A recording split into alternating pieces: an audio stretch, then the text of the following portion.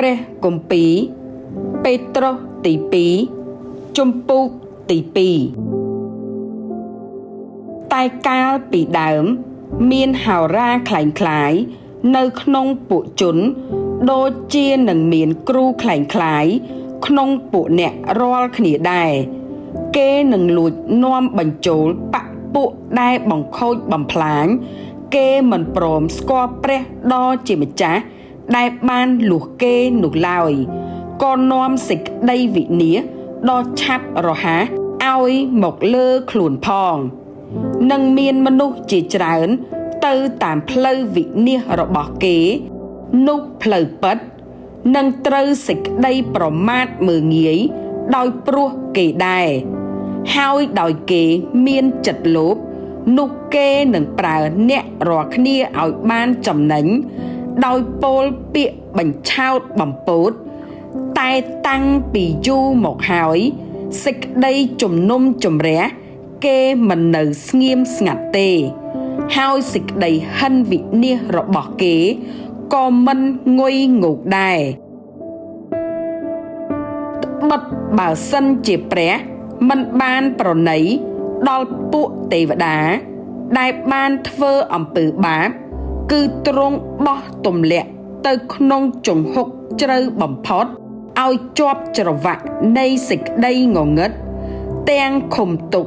សម្រាប់នឹងជំនុំជម្រះវិញហើយបើទ្រង់មិនបានប្រណីដល់លោកី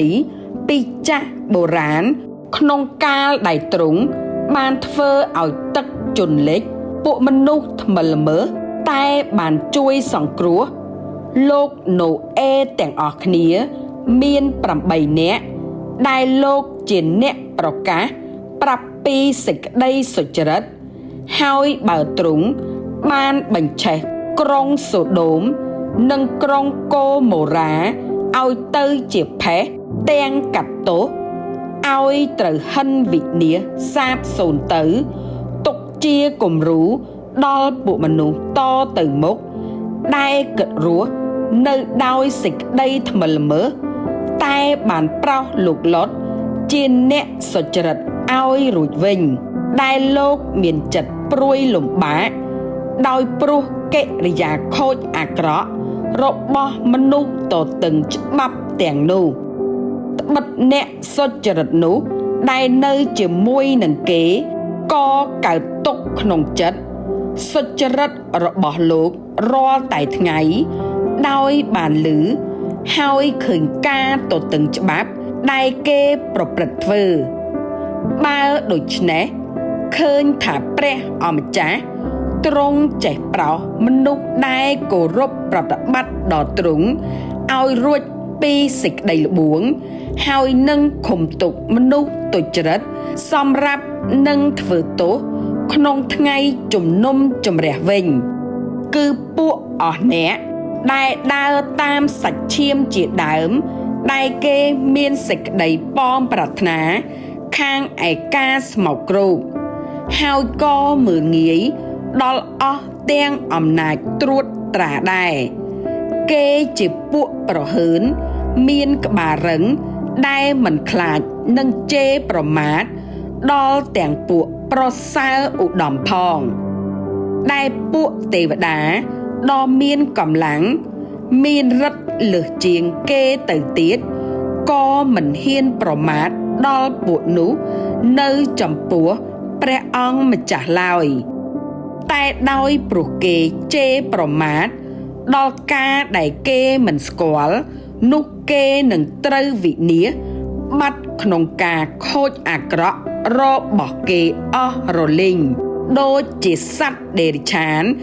ដែលកើតមកសម្រាប់តែឲ្យគេចាប់ហើយកាប់សម្លាប់ប៉ុណ្ណោះដែរ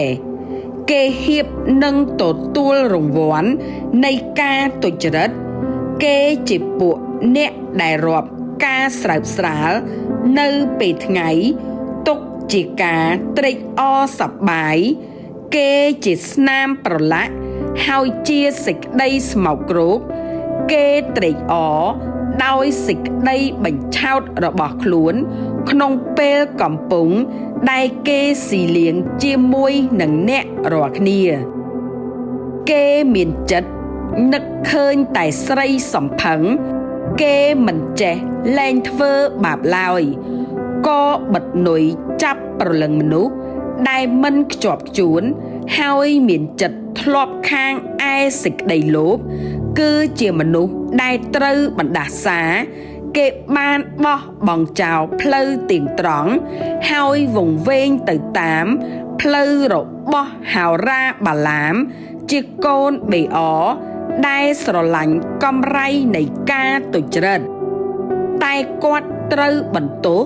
ដោយព្រោះការរំលងរបស់គាត់ដោយសត្វប្រញាក់កបាននិយាយជាសំឡេងមនុស្សទាំងខាត់ខាំង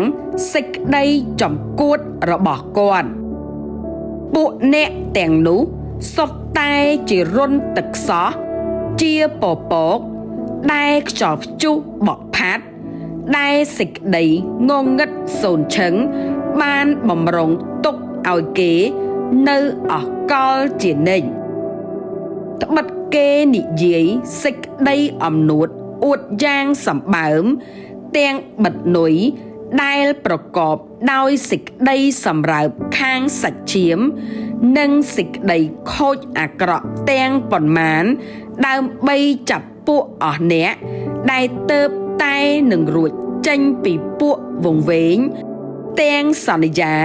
ឲ្យអ្នកទាំងនោះបានសេរីភាពផងតែខ្លួនគេ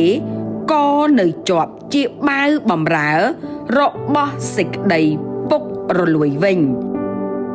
ត្បិតបើអ្នកណាត្រូវគេបង្ក្រាបខ្លួននោះត្រូវនៅជាប់ជាបាវរបស់អ្នកនោះហើយពីព្រោះក្រោយដែលបានរួចពីសេចក្តីស្មោកគ្រោករបស់លោកីនេះដោយបានស្គាល់ព្រះអម្ចាស់យេស៊ូវគ្រីស្ទជាព្រះអង្គសង្គ្រោះហើយបើអ្នកណាត្រឡប់ទៅជាជាប់តាក់ទិនឲ្យសេចក្តីទាំងនោះបានបង្ក្រាបខ្លួនវិញនោះសន្តានក្រោយរបស់អ្នកនោះបានអាក្រក់ជាងមុនទៅទៀតត្បិតបើមិនបានស្គាល់ផ្លូវសុចរិតសោះនោះជាជាងឲ្យបានស្គាល់រួចបែកចេញពីសេចក្តីបញ្ញត្តិបរិសុទ្ធដែលបានប្រគល់មកហើយនោះវិញតែមានការកើតមកដល់គេដូចជាពាក្យទំនៀមពិតដែលថាឆ្កែបានត្រឡប់ទៅស៊ីកំអួតវាឯជ្រូកញីដែលគេលាងស្អាតហើយបានទៅននៀលនៅក្នុងខ្នាចវិញ